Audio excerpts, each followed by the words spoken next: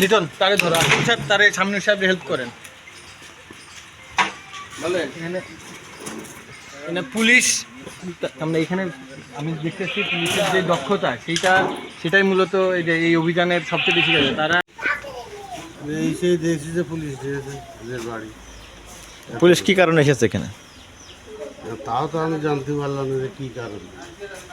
তার লেগে যেটা নেই মিথ্যে কথা বলবো না, যেটা নেই সেটা মিথ্যে কথা বলবো না। আমি নামাজ পড়ে বলি ঘরে তো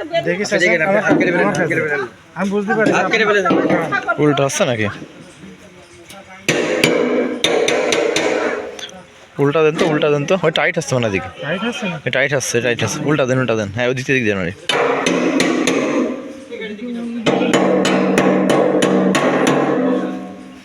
খোলা একটা যন্ত্র আছে আপনাকে, সেইটা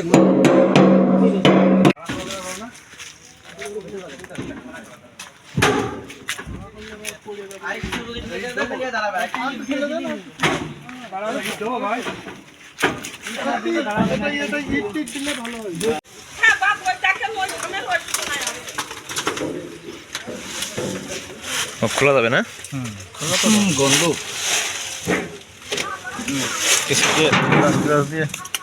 দেখি ডিজেল না, ডিজেল তো একটা ফ্যাক্টর না আছে, একটা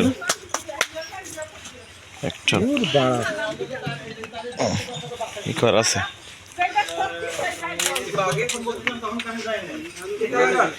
না আমার ছেলে জানে না বাবা। টাকাটা কর ও ছেলে, হ্যাঁ আমার ছেলে। ছেলে টাকা দান, টাকা ছেলে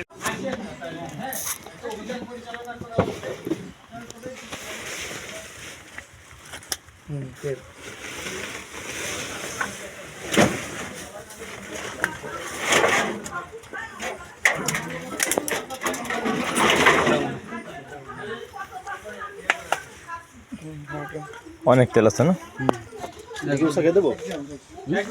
ওই পাশে একজন গেলি ধরা যাবে।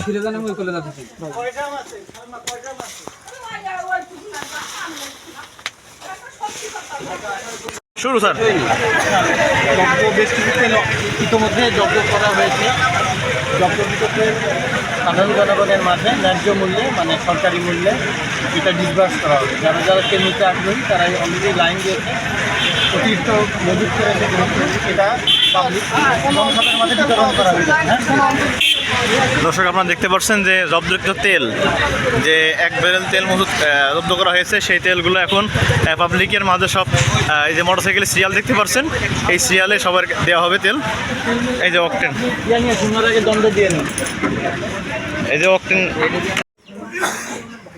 আচ্ছা, এই যে বৃদ্ধ, ঠিক আছে, আমরা এখন ওনার দোকানের সামনেই যাচ্ছি। চলো।